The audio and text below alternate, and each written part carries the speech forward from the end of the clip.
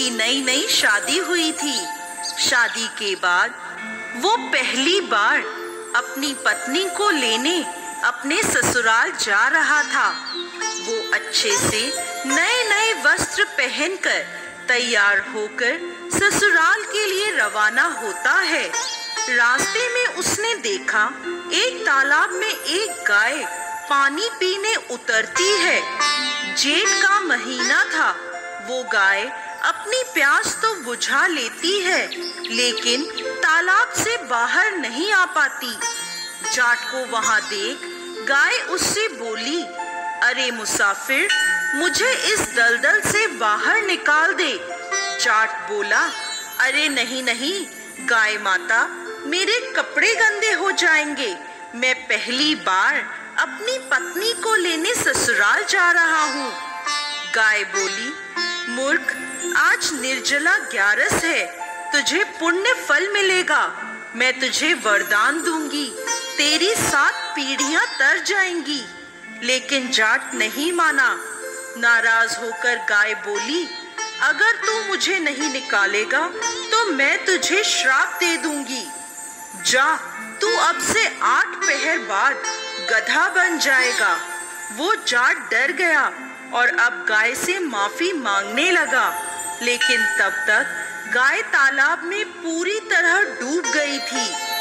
ये देख जाट उदास हो गया और उदास मन से ही वो ससुराल पहुंचा। जवाई को देखकर ससुराल में सभी बहुत खुश हुए, लेकिन जाते ही उसने रट पकड़ ली, मेरी पत्नी को विदा कर दो, हमें जाना है, हमें अभी जाना है। सभी ने मिन्नतें करी, जवाई जी एक दिन तो रुक जाओ, लेकिन वो नहीं माना। तब उसकी पत्नी बोली, सब इतना कह रहे हैं तो आप रुक क्यों नहीं जाते? तब जाट ने उसे श्राप की सारी बात बता दी। तब उसकी पत्नी तुरंत उसके साथ वापस घर की ओर चल दी। 8 पहर के बाद जाट गधा बन जाता है। उसकी पत्नी उसे घर में लेकर बैठी रही।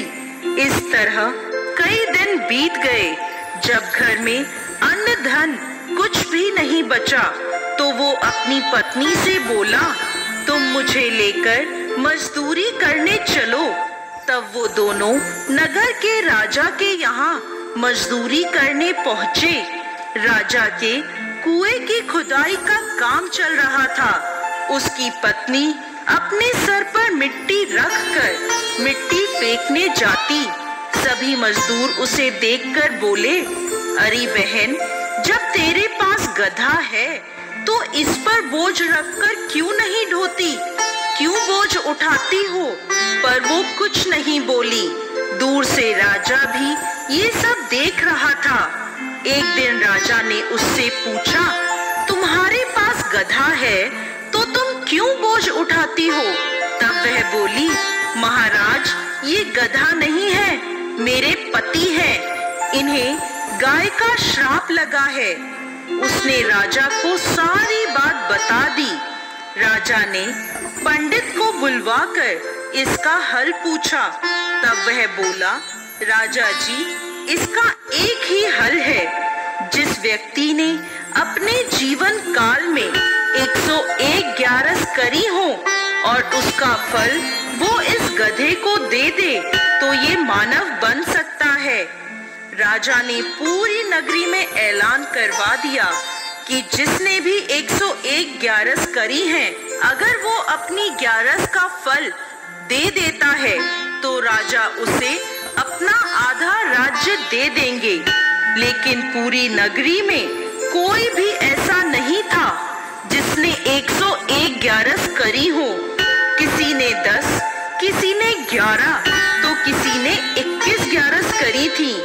तब एक बुढ़िया आई और बोली, राजा जी, मैंने पूरी 101 ग्यारस करी है।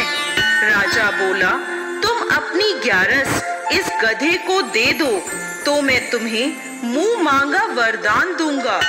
बुढ़िया बोली, महाराज, मैं धन लेकर क्या करूंगी?